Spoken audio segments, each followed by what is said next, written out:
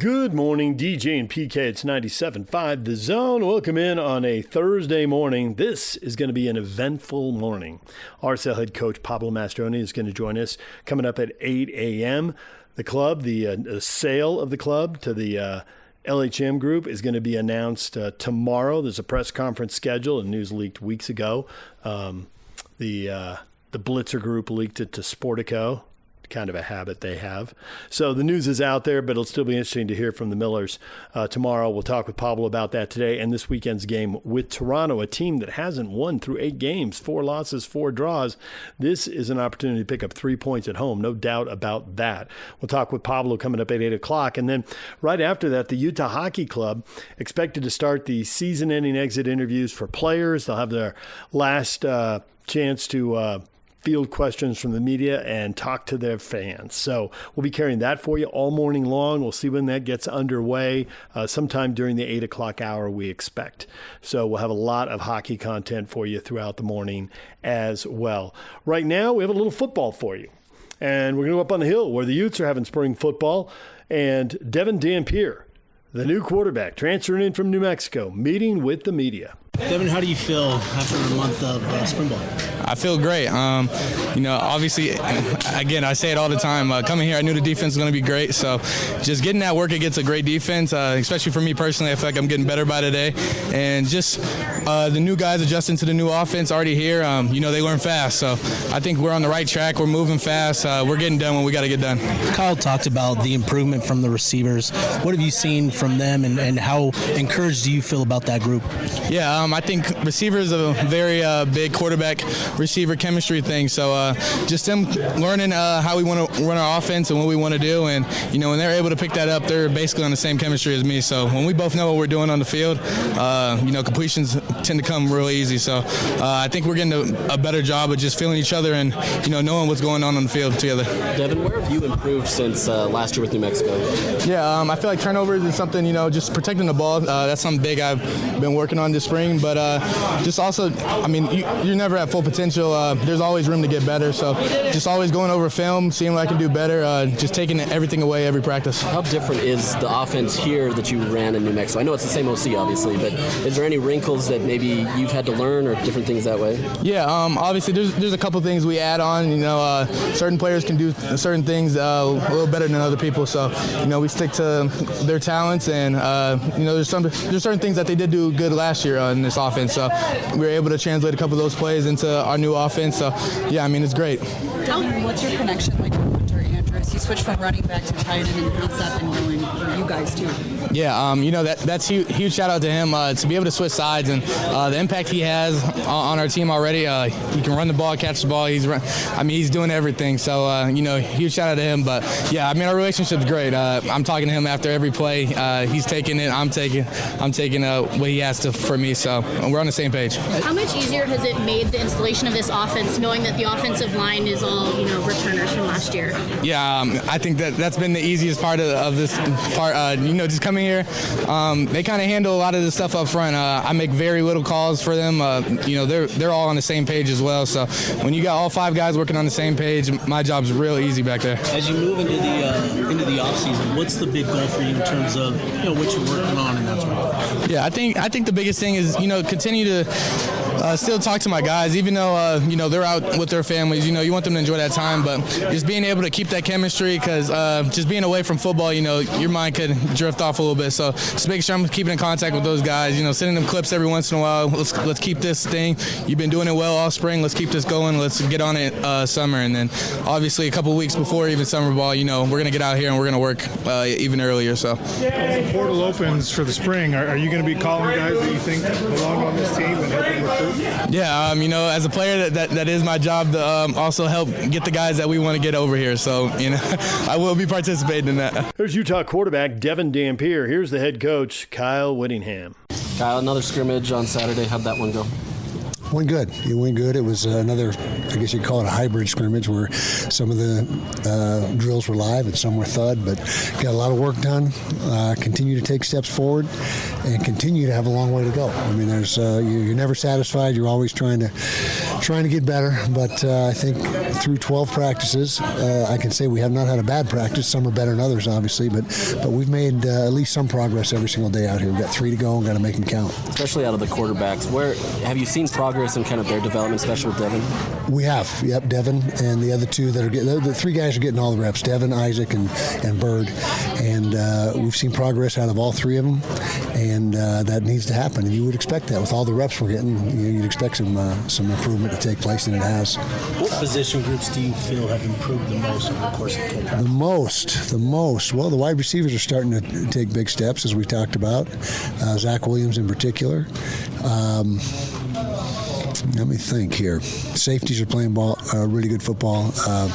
Rabbit Evans is making plays all over the place, and Nate Ritchie's doing a great job. Teo Johnson's doing a great job. So I would say those guys are really a catalyst for the defense.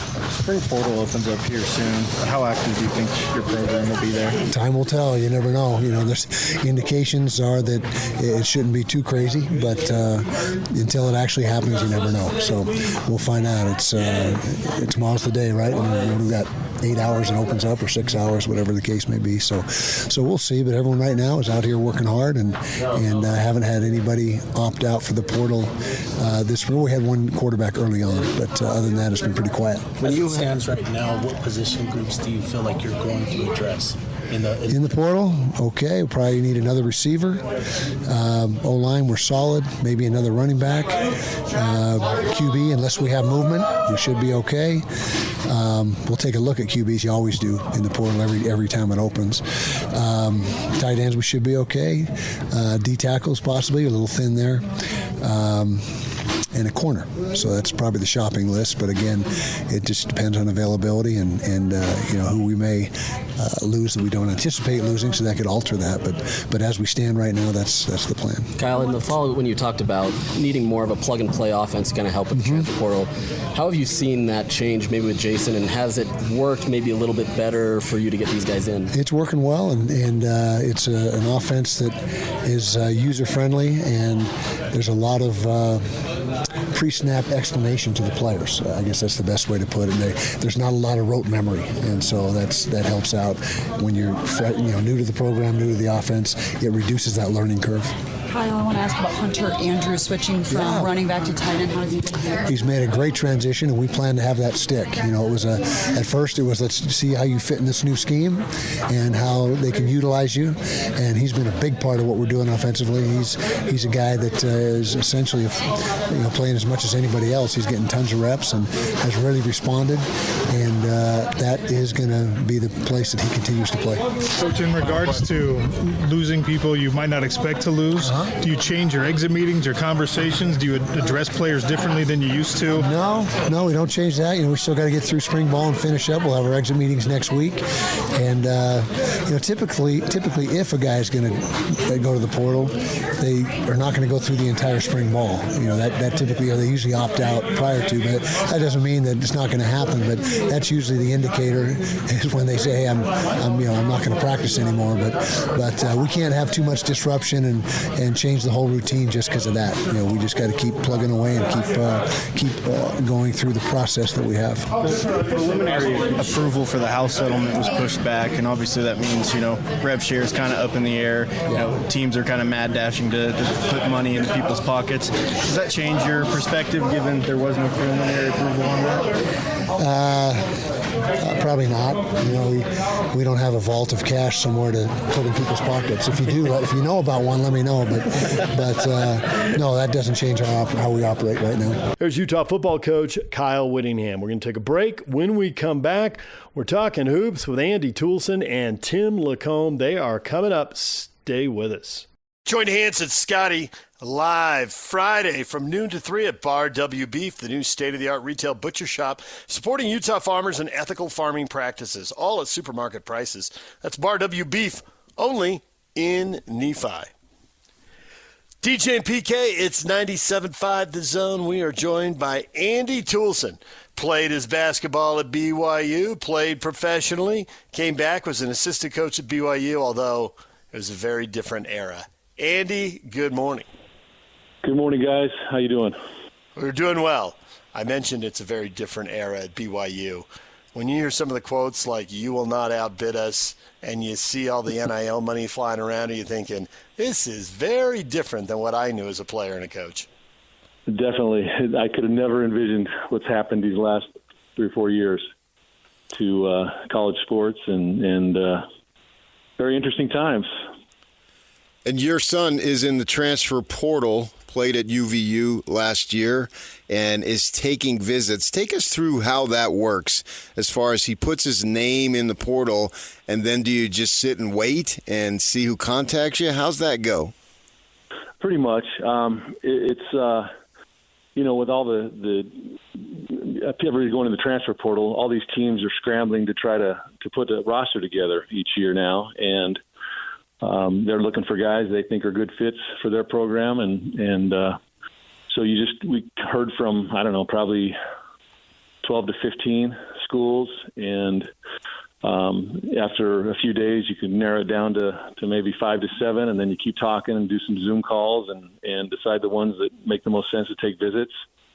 And it's kind of speed dating. It used to be visits were, a couple days, and now they're more like 24 hours, and they cram a lot into that time, but it's good. I mean, I think it's tiring for both sides, the coaching staffs and the players and family, but it's a necessary process, and it's good. It's been a good process. You went through the recruiting process a long time ago, and all the things we used to hear about building relationships, building trust, getting to know people. Those things are still important, but the timeline is so different. There's none of this 1.5, 2-year recruiting dance. So in this world of speed dating, you got to find out the same information, but you don't get nearly as much time. How do you know? Well, I think you just go by history and what programs have done, the coaches, who they are, the way they, the reputation they have for treating their players, and just the way they run their programs. I think it's really changed I think it's hurt high school kids. I mean, they have to pretty much plan on. It's very difficult for a high school kid to get a scholarship right out of high school and expect to come in and play. I think it's changed that. I mean, all these teams want to win now, and they have to have older, more experienced players in general to do that. So it's changed. I mean, that's my son Tanner, when he came back from his mission and didn't play his freshman year because he got hurt and decided to redshirt. I thought he needed to play, and whether it be a junior college or he ended up going to UVU, but I think that was important for him, for his development. And, you can't go 4 years without playing, and that's kind of where he was. So it's changed a lot in that way. I think the teams want to get old and stay old to be competitive. They got to win right now. When does NIL come up in the discussion? I think that when there's serious interest from both sides, I think that's when it starts to become important, to kind of know where they are. You talk about ranges generally, don't come up with a particular number necessarily. It's more of kind of in this range is where we see it, and you kind of get a feel for it that way. And then nobody wants to have a number out there to use as leverage for somebody else. You know what I mean? So they want to know that the player is really interested in considering coming there, and before they throw out a final number, I think. And the players are just trying to have to compare everything, and I don't think money should be the ultimate deciding factor either. I think it should be the whole picture, how the player fits, and if it's a good fit for everybody.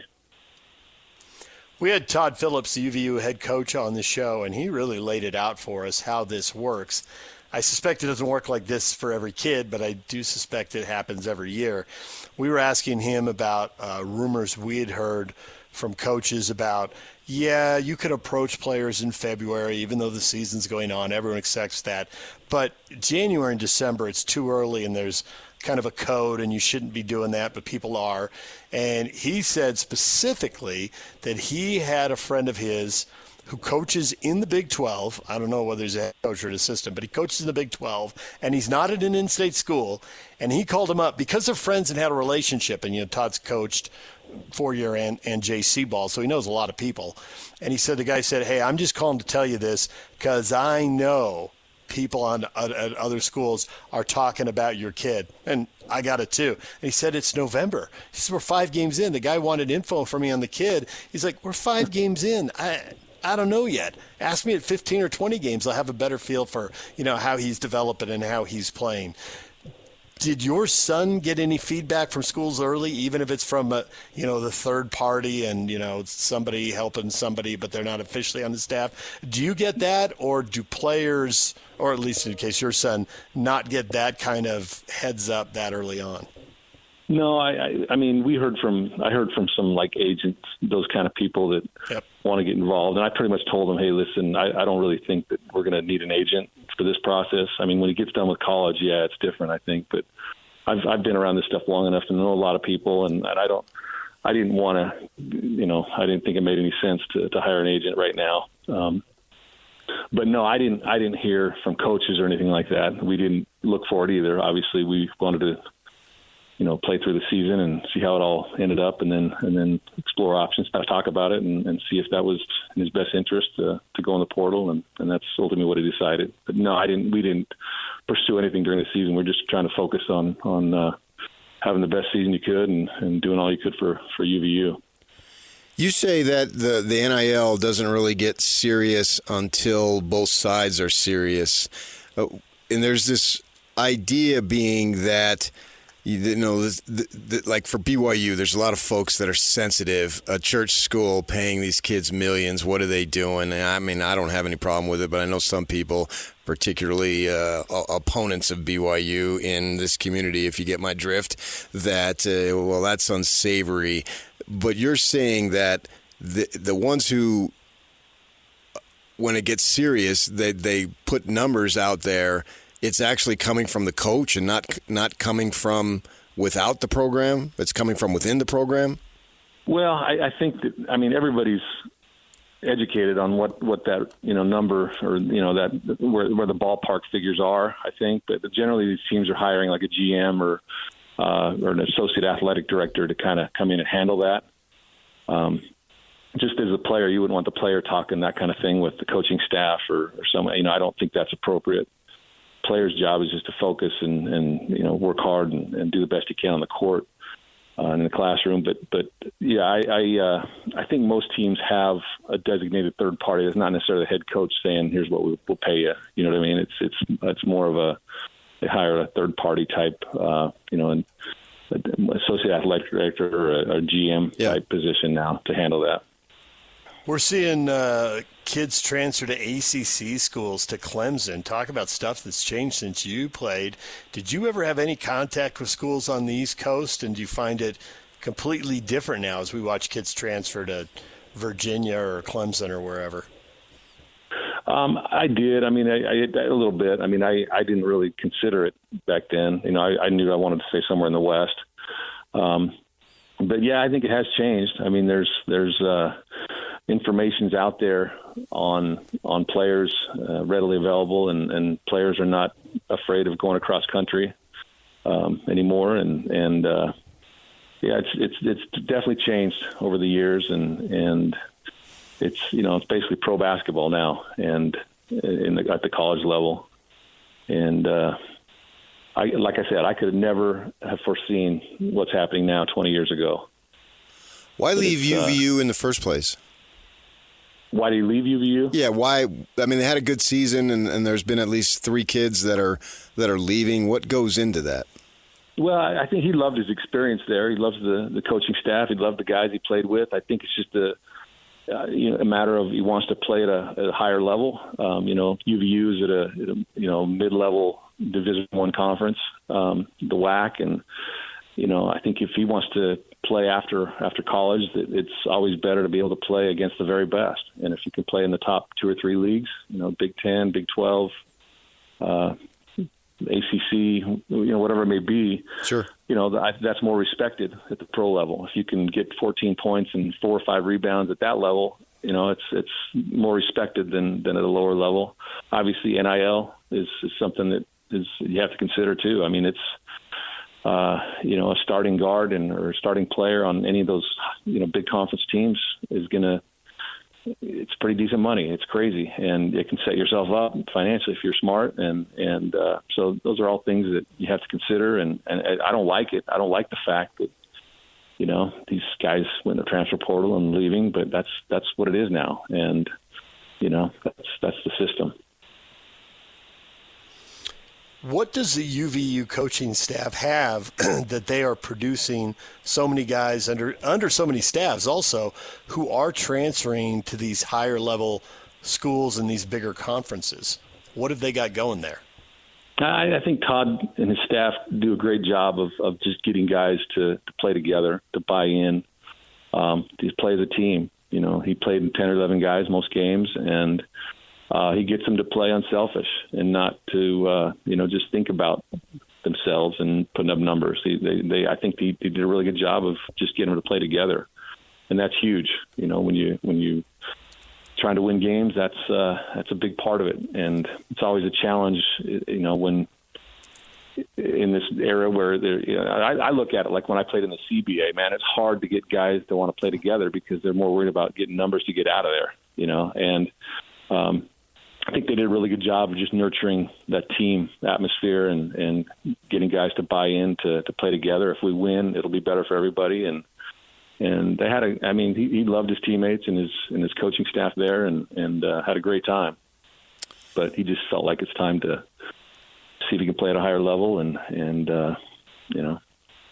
take advantage of this NIL situation. Is BYU still in the mix? I don't think so. I don't think it's going to work out at BYU. And it's not, I met with them last week and they've got a great thing going there. I think it's just they have invested in their 4 or 5 players that they had to pay a big portion of their NIL budget to. And I think they're going to have to fill the rest of their roster with less, obviously. And I just think that as far as everything considered, I just don't think that's going to be the best spot for him right now. I could hear people scoffing at the thought that BYU has a budget, but they have a budget. You can confirm that for us.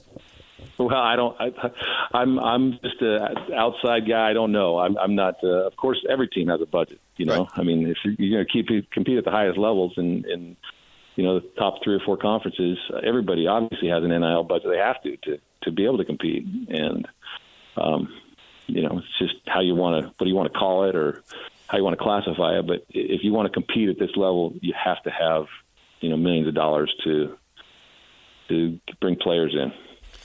I'm wondering, it has certainly changed. There's no question back when you were lighting it up in Idaho and then in Provo and creating the legend that has become Andy Toolson. We all know about that one. That in recruiting, you'd hear, okay, we're recruiting, we've got a spot. We need a 2-guard or whatever, and we've got 3 or 4 kids. And we've slotted them, okay, this kid we want would be our first choice, second choice. And then the kids then maybe get told, this spot is open and we're recruiting 4 kids for it, and whoever accepts it first is the one that gets it. I'm wondering if that's the same thing in the transfer portal where they're saying, and you were down TCU and wherever, BYU, the other schools that you're looking at, I think Iowa had been mentioned, whoever they are. Do they still have that form of recruiting in terms of you got to make a decision here, we've got to move on one way or the other? How does that work?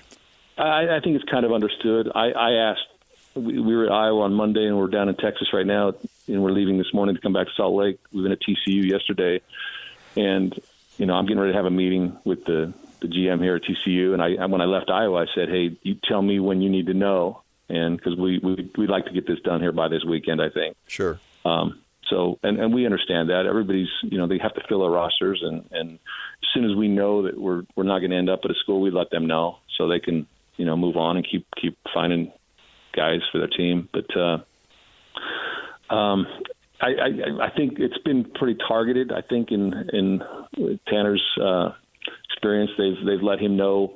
It's crazy how detailed they get with the video analysis and the statistical breakdowns and they do their background checks and they sell us on the fact that they know who he is, and that's why they brought us out here. And so I'm sure every school has a list, and if this guy goes somewhere else, they have to move on to the next. But that's not the way they sell it to us. Obviously, they talk about how you're our guy, and let's do this.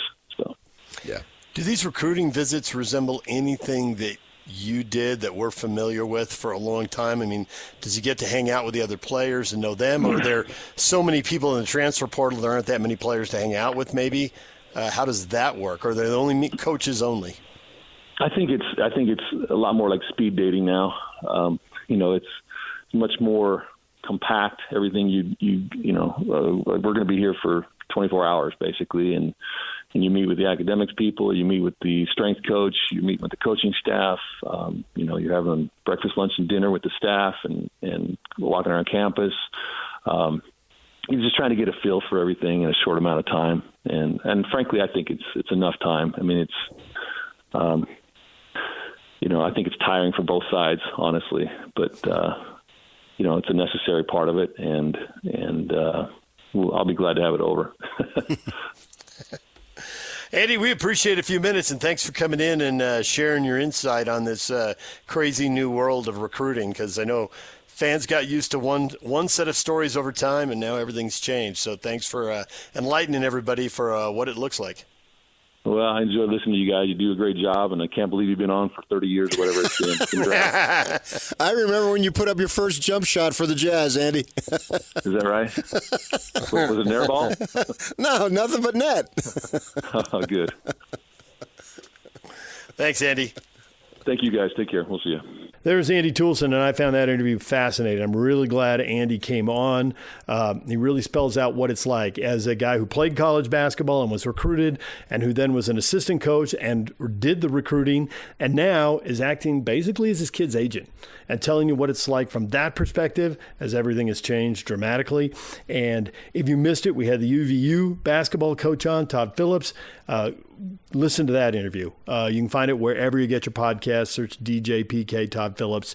And, the perspective from a coach, from a successful low to mid-major program, depending on how you want to categorize them, but they are sending players to Power 4 leagues, and they've done it more than once under more than one coach. UVU's got it going a little bit there. They've definitely developed a reputation for themselves. There's no doubt about that. And so to hear these two guys from their own different perspectives talk about what it's like out there, it's crazy. All right, we're going to take a break. When we come back, Tim LaComb coming up, and we'll talk with him about Alex Jensen and some of his comments, if you haven't heard them, about following Majerus' footsteps and trying to win the way Majerus won. We'll get to that coming up. DJ and PK, proudly presented by our title sponsor, Black Desert Resort, Utah's premier golf resort. DJ and PK, Tim LaComb next. Stay with us. DJ and PK, it's 97.5 The Zone. We're joined once again by Tim LaComb. You hear him on Jazz pre-half and post-game shows, and you won't hear that for a few months. And, of course, he's former BYU assistant coach, and he's on Rick Majerus' staff at the U. And that is where we want to begin today, Tim LaComb. Good morning. Good morning. Alex Jensen. Did you hear him talking about matching Majerus' legacy and that question and where the answer went? I did not.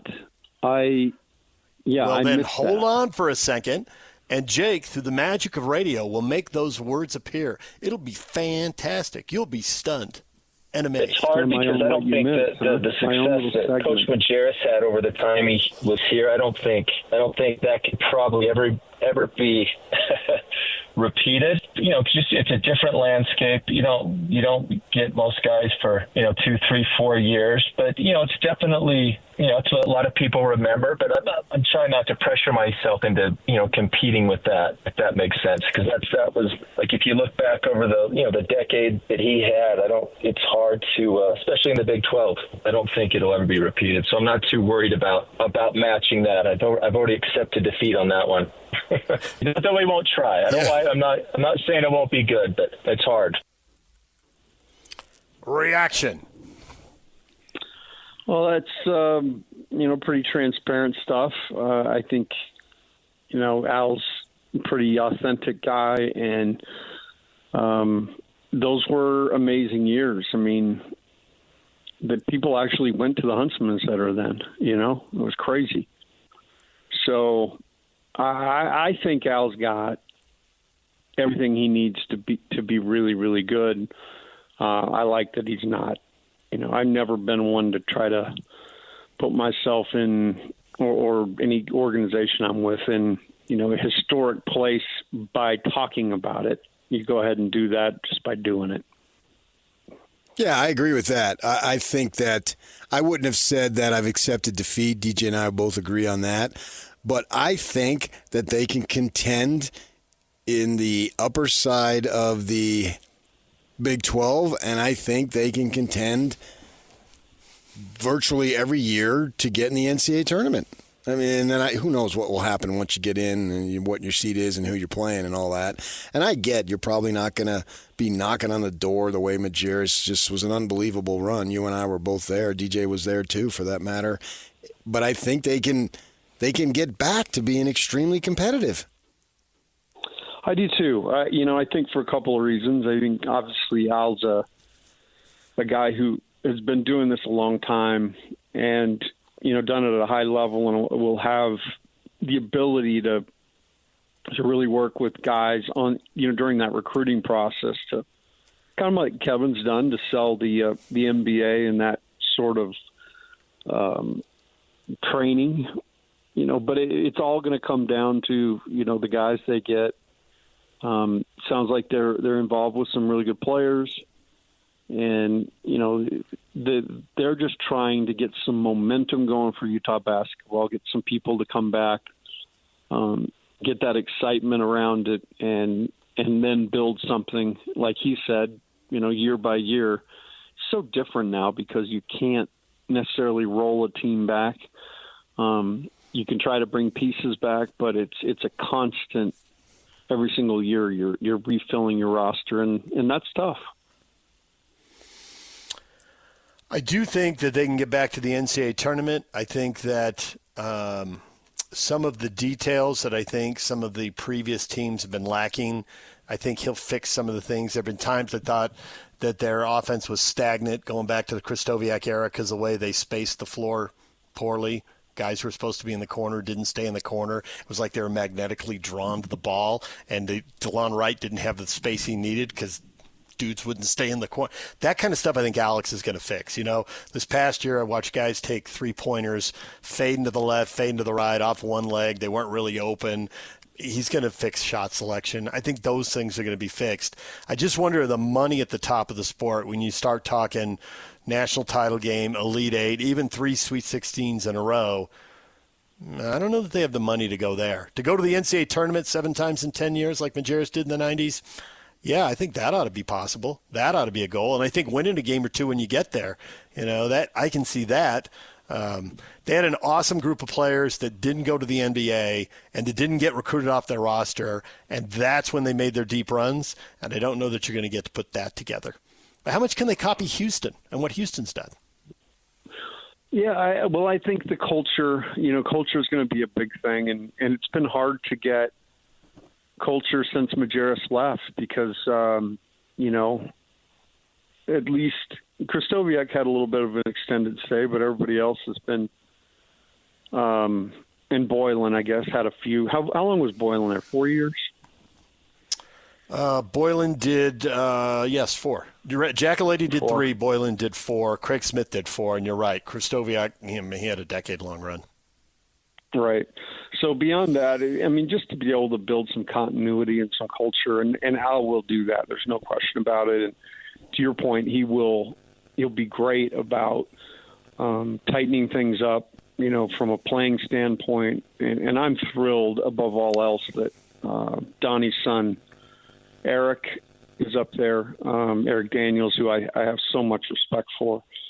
And he's going to be great up there. So I'm excited just to see it play out. There's a lot of conjecture in how will this go. But I just, from a basketball perspective, really excited to go and get to know what they're doing, how they're doing it, and see how Al does. I think that if he doesn't think he can do that type of stuff, Why take the job? Well, I think there's, it's interesting because I had it's personality. Al is not a guy who's going to blow you away with his bravado. There's a lot of coaches that will do that. There's a lot of coaches that will say things that have no chance of coming true, but they're going to say it anyway. And what you're going to get from Al is just more, I think it's more humble. What Majerus did here was historic. And so, to go out and before your job even begins and say, yeah, we're going to knock every, I watched a couple people get hired, since I left BYU, and, the two press conferences couldn't have been any different. One was talking about a lot of hyperbole, and the other one was like, this is what we're going to do. And I think that that's more what Al's like. And Al's not going to shoot his mouth off and, make some stupid statement and then have it used against him. How much money do you think Houston has? They have dominated the Big 12 for 2 years. They've just gone to the national title game, and who knows what they could have done the year before, but they had an injury, and that curtailed the tournament run, although they still had a good run. Have they got built-in advantages, whether it's money or something else that other people don't have, or is it a case of find the diamonds in the rough, create the culture, then recruit the older guys to that who fit? And so they really are basketball IQ, outsmarting people, and then being 100% dedicated to defending every inch of the court every second of the game. Okay, so I think above all else what they've done there is created a culture. They don't just go out and recruit every guy, and your talent's really important. But what Kelvin's done is made character number one. And coachability and lack of ego. I mean, it's so hard nowadays because literally it's out in the open now. I mean, guys used to be getting duffel bags of cash in high school from teams, and now they're flat out just getting paid, and it's tough. It's tough for kids to put it all in perspective to continue to work. I mean, you guys are a marvel because the money you make to be able to do this 20 years or whatever you've done it. I mean, you could have shut it down at 10 and retired so well, but you just keep grinding, and I think that's what Houston does. Well, I like to think of myself as a Cougar. Yeah. And speaking thereof, Rob Wright coming over from Baylor, Dallin Hall leaving. So basically, Devon was going to be gone anyway. So they're trading, in a sense, Wright for Hall. Upgrade? Yeah, I mean, I love Dallin Hall, but I think Robert Wright's, he's going to be a guy who I was so impressed when they rolled through Provo, and he had a really big game. I think he's going to be a guy who helps them get a little bit closer to where they want to get. He's got great ability. I have no idea the coachability, all that stuff, but I would assume Kevin and those guys have done a great job of bringing dudes in here that will work. So I'm excited about it. And obviously Dallin's going to a place that he, from the sounds of it, always wanted to go. And so that makes one part of the transfer portal digestible, I guess. But it's a totally different world. But Wright will shore up that point guard spot, no doubt about it. They obviously will miss Yegor and everything he was able to do, and they'll miss Dallin. But I think Robert will jump right in and fit well.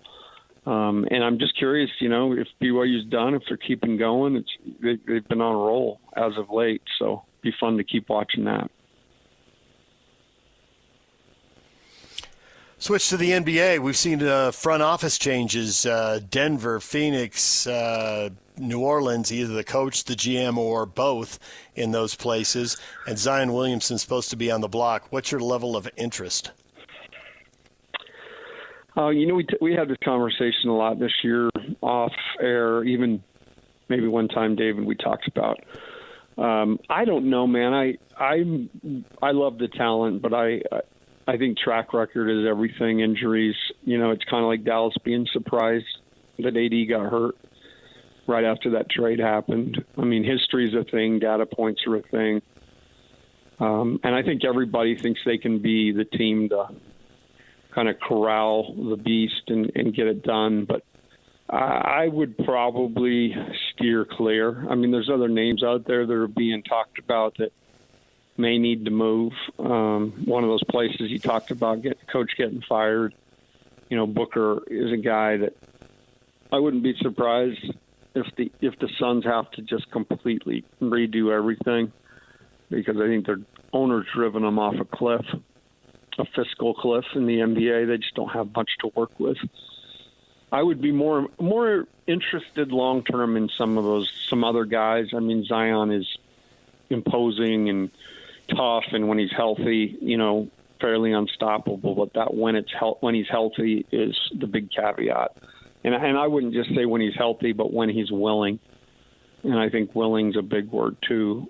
It's hard to negotiate with guys worth $100 million to play when they really don't need to get their check. Yeah. No question about that. And we're probably going to see that in college, too, to an extent, as they're going. It's not the huge money, but still pretty good money. With the season over, what do you do to occupy your time now? Because it's so time-consuming for you and in terms of your basketball fix. Well, I figured this out. So typically there's 3 to 4 games a week. And I think with the drive and everything else, it's like 8 hours. So basically I have 8 hours of a day between now and October that I didn't have many days during the fall. So I'm spending a ton of time doing 2 things. I'm going to hike outside of my normal job. I'm going to hike, and I'm playing my guitar like crazy lately. And I just worked up a good Luke Combs for you, buddy. Little Beautiful Crazy. Okay, yeah. And I'll text it to you so you can hear it. Okay. Because I know you're a country aficionado, and you're about ready to go out on tour this summer with your 4 or 5 bands you follow. You're right. What's on the list this summer, PK? Me? Yeah. Megadeth. Nice. Megadeth. No, I'll tell you who he's gonna go see. You're gonna see Old Dominion somewhere. I am in town, Maverick Center. Okay. And he's gonna go see his guy. Who's your real guy you follow around? The Jimmy Buffett of country. Kenny Chesney. Yes. He's going to be at the Sphere in Vegas. And okay, you're going to see him. Yeah. Paid a lot of money for that one. You used my tickets. I've seen the Stones. I've seen the Stones plenty of times. I don't know who else you would see. Oh, you're going to go to, I bet you see, is it Malone and Jelly Roll? Yeah. What's the name of their tour? The F1 Trillion Tour? F1 Trillion, yeah. I'm going to that too, man. I'm thinking about Thomas Rhett too. I like him. Oh, cool.